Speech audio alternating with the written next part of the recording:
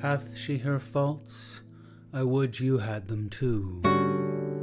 They are the fruity must of soundest wine, or say they are regenerating fire, such as hath turned the dense black element into a crystal pathway for the sun.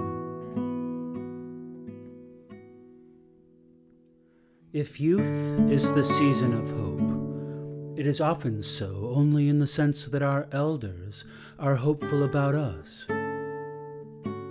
For no age is so apt as youth to think its emotions, partings, and resolves are the last of their kind. Each crisis seems final, simply because it is new. We are told that the oldest inhabitants in Peru did not cease to be agitated by the earthquakes, but they probably see beyond each shock and reflect that there are plenty more to come.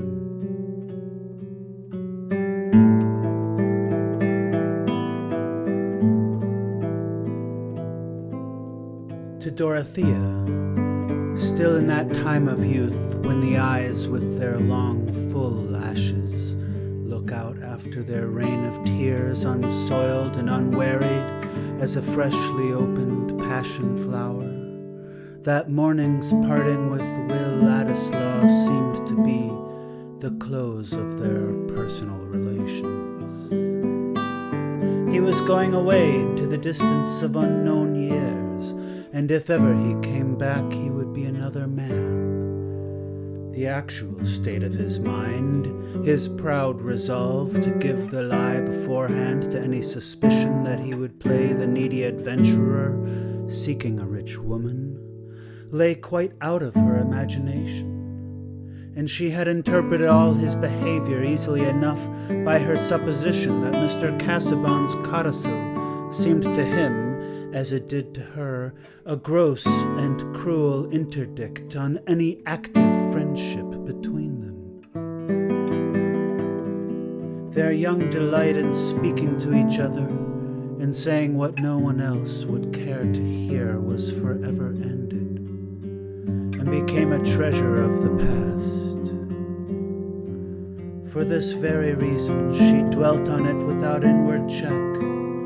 That unique happiness too was dead, and in its shadowed silent chamber she might vent the passionate grief which she herself wondered at.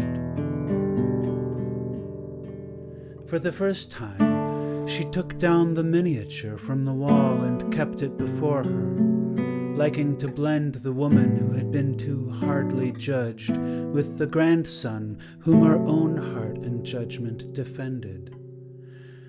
Can anyone who has rejoiced in woman's tenderness think it a reproach to her that she took the little oval picture in her palm and made a bed for it there, and leaned her cheek upon it, as if that would soothe the creatures who had suffered unjust condemnation?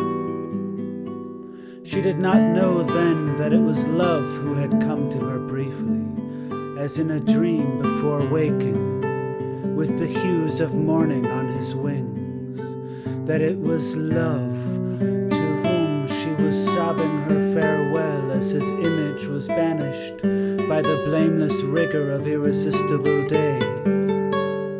She only felt that there was something irrevocably amiss and lost in her lot, and her thoughts about the future were the more readily shapen into resolve.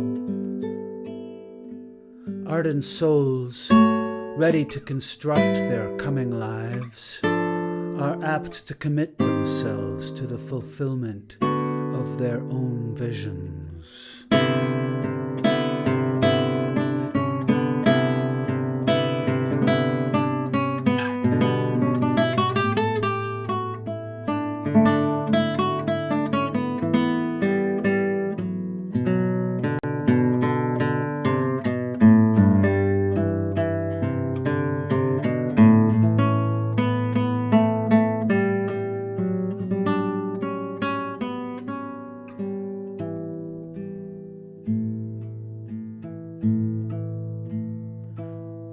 One day that she went to Freshet to fulfill her promise of staying all night and seeing baby washed, Miss Cadwallader came to dine, the rector being gone on a fishing excursion.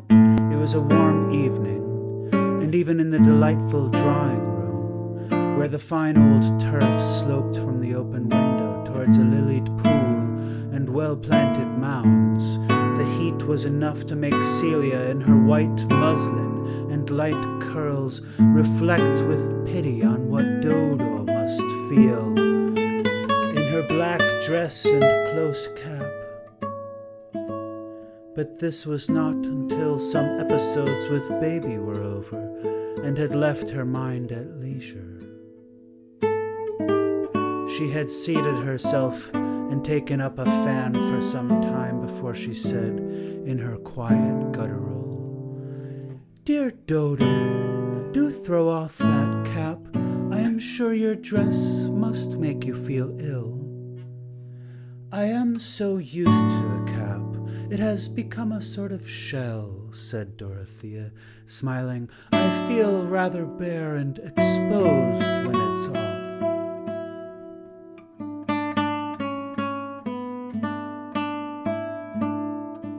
"I must see you without it. It makes us all warm," said Celia, throwing down her fan and going to Dorothea. It was a pretty picture to see this little lady in white muslin unfastening the widow's cap from her more majestic sister and tossing it on a chair, just as the coils and braids of dark brown hair had been set free. Sir James entered the room. He looked at the released head and said, "Ah," in a tone of satisfaction. "It was I who did it, James," said Celia. "Dodo need not make such a slavery of her mourning. She need not wear that cap any more among her friends." "My dear Celia," said Lady Chettam, "a widow must wear her mourning at least a year." "Not if she marries again before the end of it," said Miss Cadwallader, who had some pleasure in startling her good friend the Dowager. Sir James was annoyed and leaned forward to play with Celia's Maltese dog.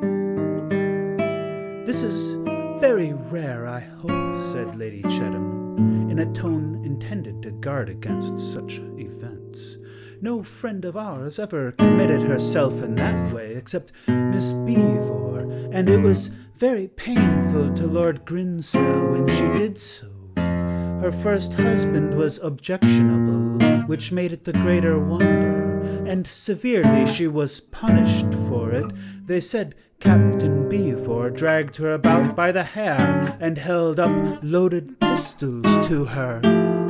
"Oh, if she took the wrong man," said Miss Cadwallader, who was in a decidedly wicked mood. "Marriage is always bad then, first or second.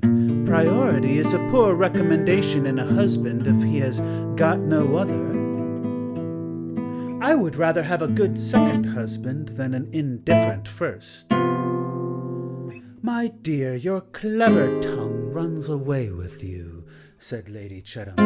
"I am sure you would be the last woman to marry again prematurely if our dear rector were taken away."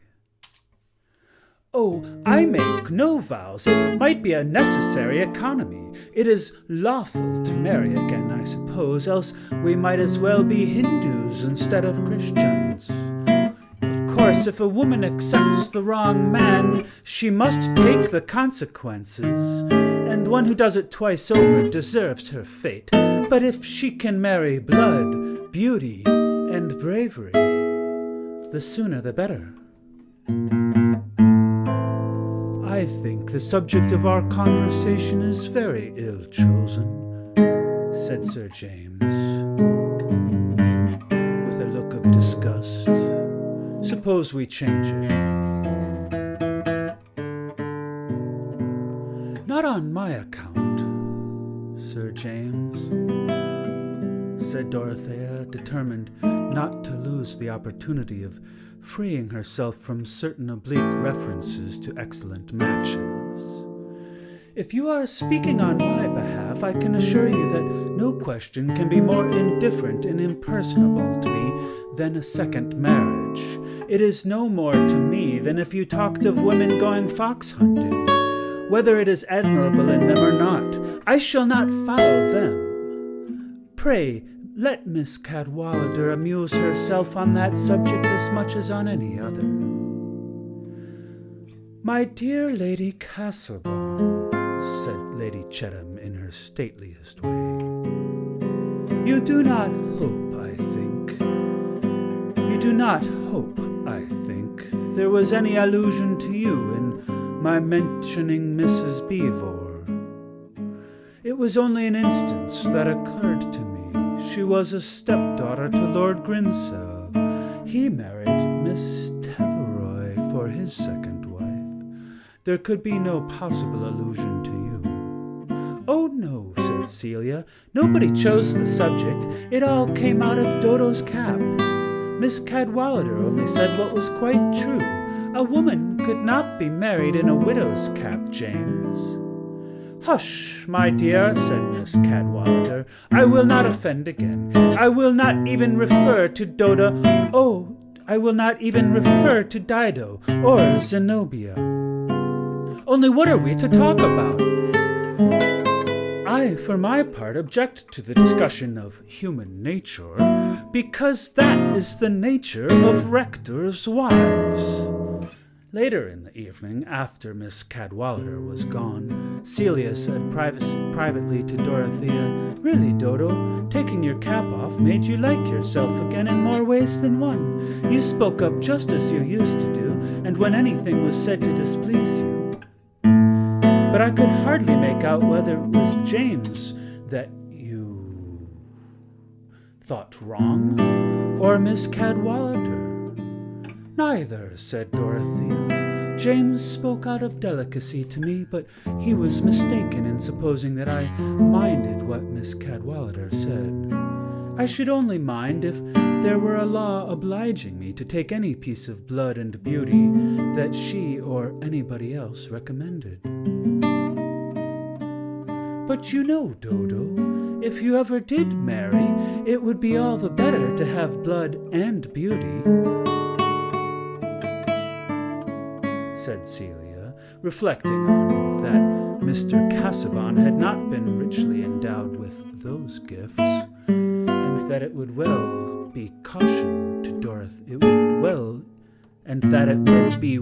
to caution Dorothea in time. "Don't be anxious, Kitty. I have quite other thoughts about my life. I shall never marry again," said Dorothea, touching her sister's chin and looking at her with indulgent affection. Celia was nursing her baby, and Dorothea had come to say good night to her. "Really, quite," said Celia. "Not anybody at all? If he were very wonderful indeed?"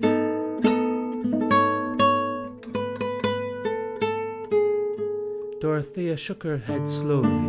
"Not anybody at all. I have delightful plans. I should like to take a great deal of land and drain it and make a little colony, where everybody should work and all the work should be done well. I should know every one of the people and be their friend. I am going to have great consultations with Mr. Garth. He can tell me almost everything I want to know."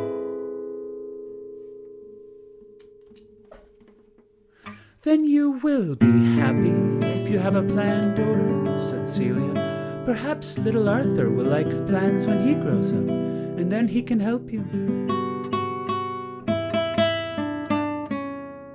Sir James was informed that same night that Dorothea was really quite set against marrying anybody at all, and was going to take all sorts of plans, just like what she used to have.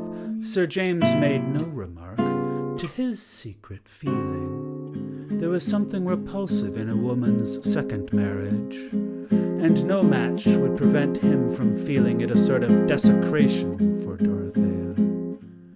He was aware that the world would regard such a sentiment as preposterous, especially in relation to a woman of 21, the practice of the world being to treat of a young widow's second marriage as certain and probably near, and to smile with meaning if the widow acts accordingly.